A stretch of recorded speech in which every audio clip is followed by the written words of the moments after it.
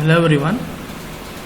In the previous class we have discussed about the coagulation and flocculation process, then the theory of coagulation, that is formation of electrical charge double layer, okay, and because of the responsive forces between these particles, the particles tend to settle. And now we'll see about the coagulating aids, then feeding devices of coagulants in a water treatment plant, and also about the clariflocculators. Okay, so clariflocculators are the one wherein we used flocculation as well as the clarification takes place in the same type of tanks. So these structures are made up of RCC, and we shall see the basic working of a clariflocculator. So you might understand some basics about the clariflocculators in this video. So this clarifier can also be used for wastewater treatment and also for effluent treatment. So here you can see the clarifier as in this figure. Okay, so this clarifier will be a circular or rectangular kind of structure. So mostly the circular clarifiers are used because it has advantages over rectangular clarifiers. So it looks like this. So this is the outer tank, okay, and made up of a weir. Here you can see the weir, okay, and it is at the center you have a motor which is fitted with the cleaning raker mechanism, which is fitted here to the motor, which slowly rotates, and the tank of the bottom is having a little slope so that to facilitate the settling of the sludge, and there will be a gangway here so that a person can operate and do the oil and grease process for this motor and other electrical appurtenances. And you can see the outer weir here. Okay, so this weir is used to take the clarified water. That means after the flocculation, so it is a continuous process, water will be entered to this system in the clarifier, and the water will be treated here. Okay, then the sludge will be settled at the bottom and it will be continuously removed by this scraper mechanism at the bottom. So they are called as mechanical rakes. Okay, and the clarifier functions accordingly. Okay, and you can see the sedimentation process happening. Okay, so it is the tendency of particles in suspension to settle out the fluid in which they are entering and come to rest against a barrier. So this animation will show you the working of clariflocculator. You can see here, so as I told you, so it is a circular tank, so consisting of these many parts. Okay, you can see the working here. So this will be slowly rotated, and at the bottom you can see the sludge collection zone. So in this the sludge is collected, and this is the outlet through which the sludge is taken out, and it is dried and dewatered, and it can be used as a manure. And this you can see the cross section. So this is the overflow weir. So the treated water is taken from this overflow weir and it is taken to the next treatment unit. Okay, so this is the clarified feed water that is taken out. So this is the slurry feed, that means the incoming water. So it can be taken from either top or sometimes even from the bottom here. So this is the rakers, mechanical rakers, and this is the settled the sludge at the bottom, and this is the clarified water, that means treated water will be taken out from this outlet. Okay, with the help of this weir, you can see the water will be flowing through this weir, circular weir, and it can be taken out for the subsequent treatment units. Okay,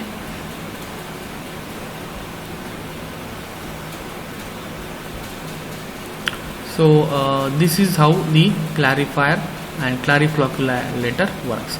So these are some of the parameters of clariflocculators. So this is the tank diameter. Okay, and this is called a side water depth. That means the distance between the top level of the weir to the bottom level of the tank. Okay, that is called as side SWD or side water depth. The volume of the tank can be obtained by multiplying the surface area into side water depth, So that is also equal to capacity of the flow rate into detention time of the tank. Okay, so this will be helpful when we design the clariflocculators and to obtain the volume of the tank. Okay, so the diameter depends on the quantity of the water to be treated. Accordingly, these dimensions are decided. Okay, so this is about the cross section and working of the clariflocculators. Okay, so these are the advanced type of units which are used in the treatment of water and also wastewater nowadays. Okay, and as we are talking about water treatment, we will study more about the treatment of water using the clariflocculators. Okay, so this is the settling test can be made, and these things we have discussed, that is settlement of the particles, the settling velocity, horizontal velocity in case of the sedimentation process. Okay, so now coagulating aids are the inorganic material so which are used along with the main coagulant. Okay, so it improves the process of coagulation. That means the faster settling happens because of the addition of these inorganic materials. Okay, so they will increase the settling rate because of the addition of these coagulants along with the main coagulant. It adds density to the slow settling flocks and also toughness to the flocks, so that they will not easily break up during the process of mixing, because we need to do the mixing process in order to increase the process of the coagulation and sedimentation. So in that case, if the coagulating aids are used, then it will increase the impact of the coagulants added and increase the sedimentation process. So these are some of the common coagulating aids used in the treatment of water, that is bentonite clay, calcium carbonate, sodium silicate, anionic polymer, non-ionic polymers. So these are some of the coagulating aids which are used in the treatment of water. So this will increase the process of coagulation and flocculation and increase the efficiencies of the sedimentation and coagulation process. Okay, so now we have to feed these coagulants. Okay, so for feeding that, so we use the devices called as the feeding devices. Okay, so the feeding devices are the one which are used to feed the dry coagulants or also the coagulants in the form of the solution. Okay, so feeding of chemicals for coagulation can be done by either wet feeding or dry feeding devices. So we shall see them with their detailed diagrams and understand what is these feeding devices and how they are used. Okay, so you can see in this diagram, in this picture here, so the coagulating aids can be added, and this is the raw water. So to the raw water we will add the coagulant here. So the coagulant can be ferrous salt or aluminum salt. So most probably we use alum for the treatment of water. Okay, and here you can see the paddles, that is a motor which is fixed here, and this will be rotated at for slow mixing and rapid mixing for around 1 to 2 minutes. Okay, and because of which the coagulation will happen here and the sludge will be settled at the bottom, which is removed as slurry from the bottom of the tank, and treated water is taken out. Okay, so this is called as the coagulation and sedimentation tank, because coagulation and sedimentation is happening in the same tank. Okay, so for doing this we have to use the feeding devices.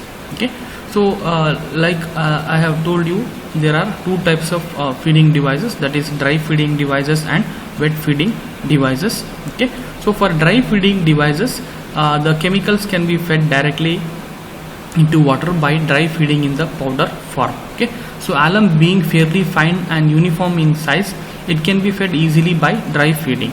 So however, the copperas and lime cannot be fed by dry feeding. So dry feeding devices are generally in the form of a tank with hopper bottom, and agitating plates are placed inside the tank so as to prevent arching of the coagulants.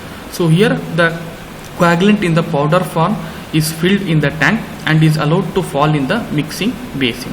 So the dose can be regulated by the speed of a toothed wheel or a helical screw.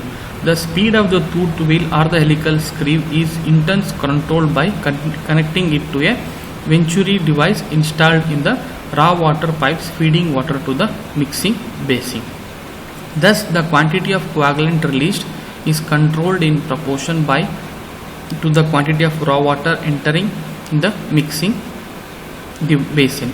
So, dry feeding devices are used in the smaller plants. Okay, so this is the dry feeding device. So it consists of a conical hopper, as you can see here, and these are the agitating plates, and this is the toothed wheel. Okay, or it can be also having the helical screw. So this can be used as a regulatory for allowing the required amount of dosage. Okay, and this is the raw water and it is the mixing channel. So these agitating plates, they keeps on rotating. The coagulant is fed in the dry form to this, and as and when it rotates, the coagulant is released from this upper bottom and it is mixed with the mixing channel in the raw water for the mixing. Okay, so here you can like I told you, the dry feeding device is fitted with a helical screw. So in this image you can see this is the toothed wheel type of arrangement for a dry feeding device. So here we have the helical screw type of driving unit. Okay, so the top mechanism is same, that means it is having a conical hopper along with the agitating plates, and below this we have a helical screw, so which will regulate the amount of coagulant which is to be added to the incoming raw water. And based on this helical screw, we can control the dosage, and required amount of dosage can be added to the mixing channel and the coagulation takes place. So this is also the dry feeding device, wherein the coagulant, mostly alum, is fed in the dry form, that is powder form, using this type of feeding devices. So apart from that, we also have wet feeding devices. Okay, so wet feeding devices are the one wherein the coagulant is added to the solution, incoming raw water for the treatment in the form of the solution. That means the coagulant is mixed in the water in required quantities and a stock solution is prepared. Okay, so here when the inflow of raw water changes, the rate of coagulant feed is adjusted by a conical type of arrangement. Okay, so it consists of a plug type of arrangement. The mixing basin and the float chamber are interconnected together so that the water level remains the same in both of them. As the rate inflow of water, raw water increases, the depth of water in the mixing basin as well as float chamber increases, thereby lifting the float. As the float rises, the pinion and pulley rotates in the same direction, thereby lifting the conical plug and allowing more quantity of coagulant solution to release to the mixing basin. Okay, so when the rate of flow decreases, the conical plug descends down and reduces the feeding rate. So larger water treatment plants are generally use the wet feeding devices since they are a little costlier than dry feeding devices. Okay, so here in the earlier type, the toothed wheel type, the helical screw was used to regulate the dosage of coagulant. So here in this case, in wet feeding device, we have a float arrangement. So this is the thing you can see. This is the raw water, this is the adjustable weir, and this is the float chamber. Okay, so you can see the float wall located here. So this is the adjustable weir type of wet feeding device. So this is the coagulant storage tank. So from this the water is released into the constant water level control float. Okay, so this is the counterweight.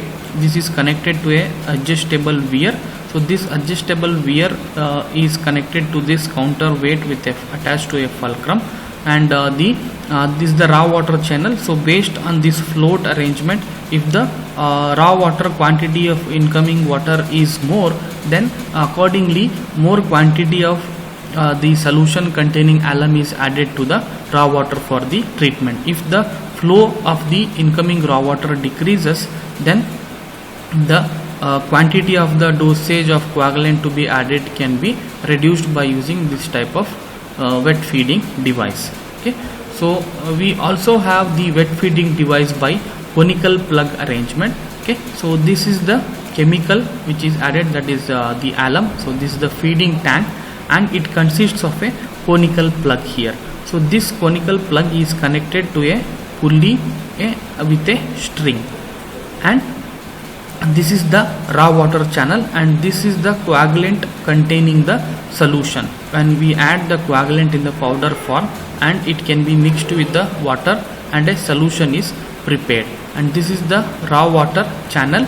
So based on the this is the float channel which is connected to this, and it is also connected to the tooth wheel mechanism attached to a string.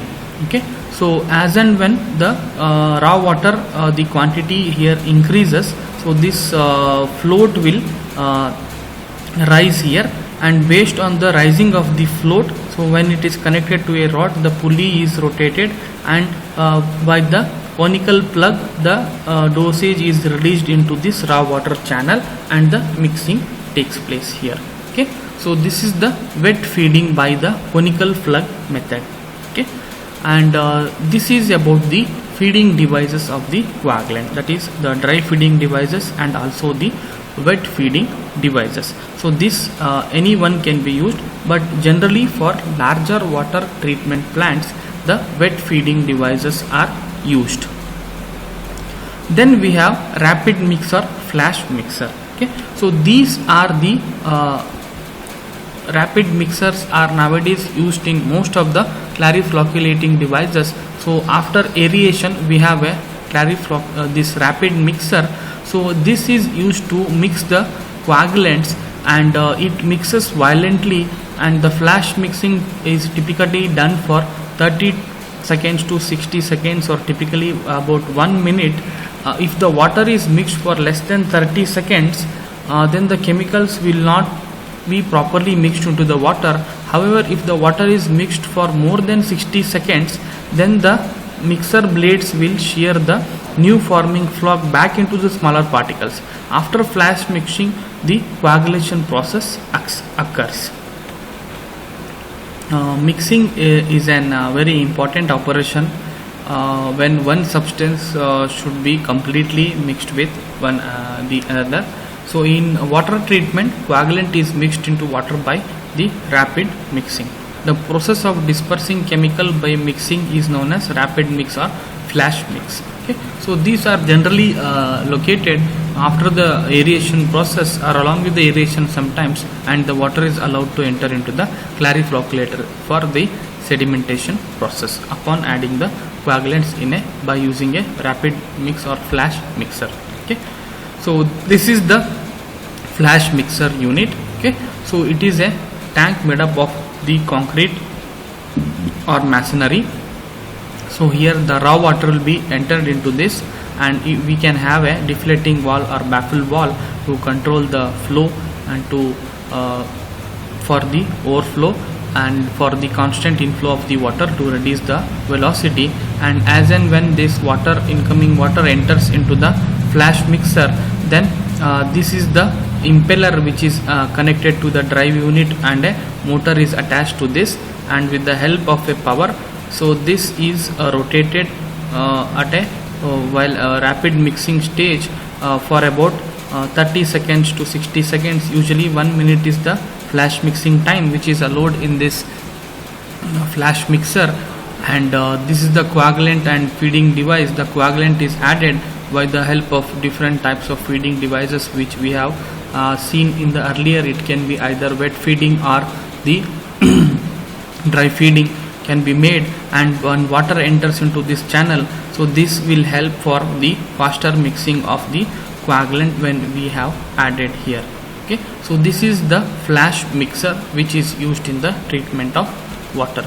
Okay, so design criteria for rapid mix tank. So the detention time in the rapid mixer should provide the sufficient time for complete homogenization of the chemicals with water.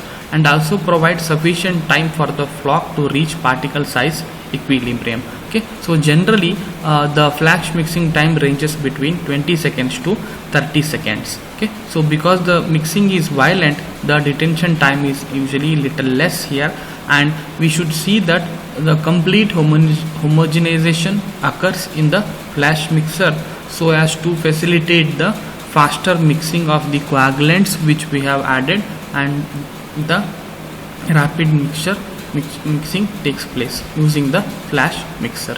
Okay, so next we have the clariflocculators. Okay, so clariflocculators is a combination of flocculation and clarification in a single tank. So it has two concentric tanks where inner tank serves as a flocculation basin and the outer tank serves as the clarifier. Okay, so in large water treatment plants, the flocculator and the clarifier are combined together to achieve economy in construction and also to save the space. So that is the reason clarifiers are normally used nowadays in most of the water treatment plants across India and also in many locations, and because this saves the space for another flocculation basin, and also as the process go hand in hand, both the things can be done in a single arrangement. That is the reason nowadays clariflocculators are more common and used extensively in the treatment of water. Okay, so this is the centrally driven clariflocculator, as you can see here. So this is the overflow weir, this is the diagram. So this is the one which we have seen in the animated video before starting this class, wherein I have shown that. So this is the flocculator dry motor. So in the central part we have another tank which will act as a flocculating tank, and here we have the flocculator paddle. So these are the paddles, so which will aid for proper mixing of the coagulants for 30 to 60 seconds of detention time upon adding the coagulants. So this can be connected to a feeding device wherein the feeding takes place. The coagulants are feeded either by using a dry feeding device or wet feeding device, and the coagulant enter into this chamber, that is the central chamber. So here the flocculation occurs, and after the flocculation the water will be released into this outer area in this clariflocculator, so wherein the settlement happens using this in a sedimentation tank, and the water is taken out for the next treatment unit. Okay, so this is the scraper which is connected to the bottom of the clariflocculator, and so this will facilitate the settling of the sludge. The bottom is sloped here, as you can see, of 1 to 2% slope can be provided, and because of which the sludge will be settled at the bottom here, and because of the rotation of this scraper, the sludge is settled at the bottom and it is discharged using the sludge discharge pipe. Okay, and this is the clariflocculator which are used in the treatment of water. So because of the advantage of flocculation and clarification happening in the same unit, so these have the advantages that the space, wherever we have the space restrictions, then where the land value is more, then instead of going for separate flocculation tank and sedimentation tank, then it is very difficult to accommodate the space and also the economic point of consideration. So these tanks can be used, and these are nowadays very common in case of water treatment plants. So maybe if you get an opportunity to visit a water treatment plant, you can see it's working, and how the flocculation process works. So how the clariflocculation happens can be seen. Okay, so I think so just to have a feel of its working, I have shared an animated video with you before commencing this class. So by this you should have an idea about the working of these clariflocculators. Okay, so this is the picture of the clariflocculator, wherein the live picture, wherein you can see this is the flocculator zone. So you can see here in the picture, this is the central one where the clariflocculation tank, this is the flocculator zone, and this is the outer area. So normally the outer area will be large compared to the central flocculator area. So you can see here the central area, and these are the paddles which you can see here. Okay, and the clarifier, the sedimentation zone is the one, and this is the bridge connection which is made. Okay, so this is made to for doing the repair and maintenance and for oil and greasing job for this motor, because since they are the mechanical and electrical parts, so they need frequent maintenance. For this reason, this bridge is made for having an access to this area, because this will be completely filled with water.